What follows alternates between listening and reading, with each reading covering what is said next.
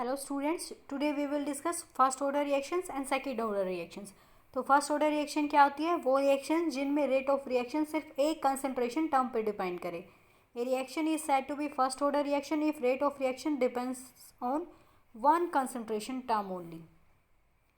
अब simplest case क्या हो सकता है? एक रिएक्टेंट है ए, वो प्रोडक्ट में कन्वर्ट हो जाए तो उसके लिए रेट क्या हो जाएगी? Rate is directly proportional to concentration of A raise to power 1. Second case क्या हो सकता है? दो रिएक्टेंट के मॉलिक्यूल्स हैं, मतलब सेम मॉलिक्यूल है लेकिन कोफिशिएंट उसका क्या है? स्टोइकोमेट्रिक कोफिशिएंट 2 है, तो वो प्रोडक्ट में कन्वर्ट हो गया. इस सिचुएशन में भी जो रेट ऑफ रिएक्शन है वो directly proportional to A raise to power 1 only, क्योंकि फर्स्ट ऑर्डर रिएक्शन है. थर्ड सिचुएशन क्या हो सकती है? दो अलग अलग रिएक्टेंट हैं ए और बी, तो उन्होंने प्रोडक्ट बना दिया. इन सिचुएशन में भी रेट ऑफ रिएक्शन या तो ए के डायरेक्टली प्रोपोर्शनल होगी या बी के डायरेक्टली प्रोपोर्शनल होगी, और दोनों की पावर एक होगी, या तो ए की 1 पावर या बी की 1 पावर, फर्स्ट ऑर्डर रिएक्शन के केस में. तो अब हम करेंगे expression for the rate constant. तो सिंपलेस्ट केस डिस्कस करेंगे कि ए एक रिएक्टेंट है, वो प्रोडक्ट में कन्वर्ट हो गया. तो जो इनिशियल कंसंट्रेशन है ए की जब रिएक्शन स्टार्ट नहीं हुई है वो क्या है? ए मोल पर लीटर. आफ्टर टाइम टी जो रिएक्टेंट ए है उसके एक्स मोल कंज्यूम हो गए हैं, तो आफ्टर टाइम टी ए की बची हुई कंसंट्रेशन क्या है? ए माइनस एक्स मोल पर लीटर. तो जो रेट ऑफ रिएक्शन होती है हमने पढ़ा है कि वो डायरेक्टली प्रोपोर्शनल होती है कंसंट्रेशन ऑफ रिएक्टेंट. अब एक टाइम टी है, उसके ऊपर जो कंसंट्रेशन है वो बची हुई कितनी है? A minus x. तो जो रेट ऑफ रिएक्शन है वो directly proportional to A minus x हो गई. तो रेट ऑफ रिएक्शन को हम कैसे लिखते हैं? D x by D t directly proportional to A minus x. अब प्रोपोर्शनलिटी हटाएंगे तो प्रोपोर्शनलिटी कांस्टेंट डालेंगे, वो होगा के को क्या बोलते हैं? Rate constant. तो यहाँ से हमारी इक्वेशन क्या आ जाएगी? D x by D T equals to k into A minus x.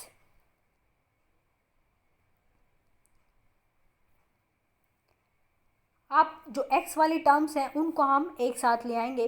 तो x वाली टर्म्स को एक साथ लाने से क्या बनेगा? D x by D T equals to k D T, sorry D X upon A minus x equals to k D T. अब इस इक्वेशन को हम इंटीग्रेट करेंगे. इंटीग्रेट करने के बाद ये इक्वेशन आएगी. नॉन मेडिकल वाले समझ गए हैं कैसे आएगी, मेडिकल वाले लर्न कर लीजिए. Minus natural log A minus x equals to k t plus आई.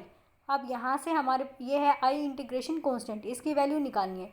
इसकी वैल्यू कैसे निकालेंगे? टी इक्वल्स टू 0, जब रिएक्शन स्टार्ट नहीं है तो कुछ भी सारी की सारी जो रिएक्टेंट की कंसंट्रेशन है वो क्या है? ए है, कुछ भी रिएक्ट नहीं हुआ है. तो इस सिचुएशन में यहाँ पे जो के टी है, एक्स जब टी 0 है तो ये टर्म 0 हो जाएगी, एक्स भी 0 है, तो क्या बचेगा? I equals to minus natural log A. इसकी वैल्यू को हम इस इक्वेशन में पुट कर देंगे. पुट करने के बाद क्या आएगा? K equals to 1 upon t natural log A upon A minus x. अब ये नेचुरल लॉग की फॉर्म में है, अब इसको बेस लॉग 10 की फॉर्म में लेके आना है, तो क्या करेंगे?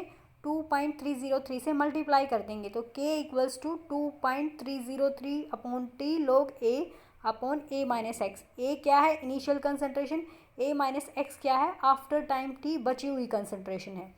तो इस इक्वेशन को हम सिंप्लीफाइड फॉर्म में कैसे लिख सकते हैं? k equals to 2.303 upon T log A note upon ए.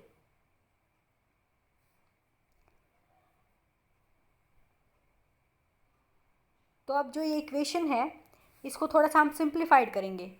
ये जो t है इसको इधर ले गए, के टी इक्वल्स टू बचेगा. अब लॉग को हम नेचुरल लॉग में कन्वर्ट करेंगे तो 2.303 को वैनिश कर देंगे, तो k T equals to natural log A note upon ए. अब नेचुरल लॉग हटाना है हमें यहाँ से, तो नेचुरल लॉग जब हटेगा तो कोई भी चीज़ होती है वो ई की रेज टू पावर में आ जाती है. तो क्या बनेगा? A note upon A equals to E raise to power k T.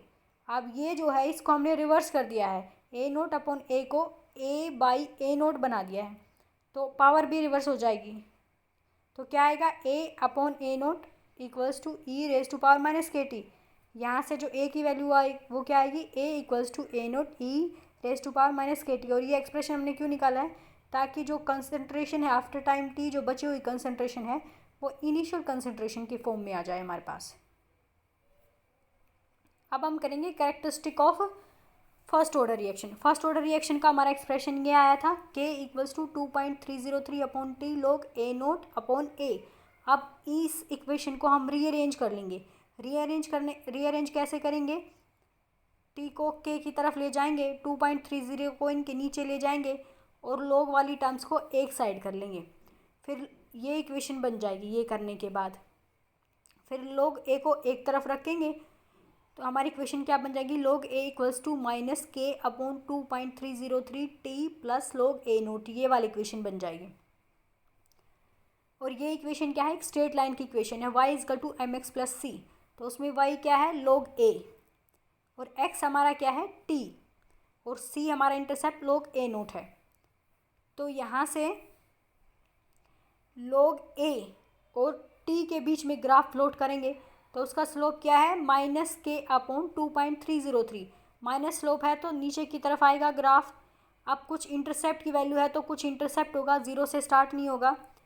तो जो हमारा log a और t के बीच का जो ग्राफ है वो एक स्ट्रेट लाइन ग्राफ होगा जिसका स्लोप होगा नेगेटिव। ये इसका स्लोप है और इंटरसेप्ट उसका क्या है? log a note.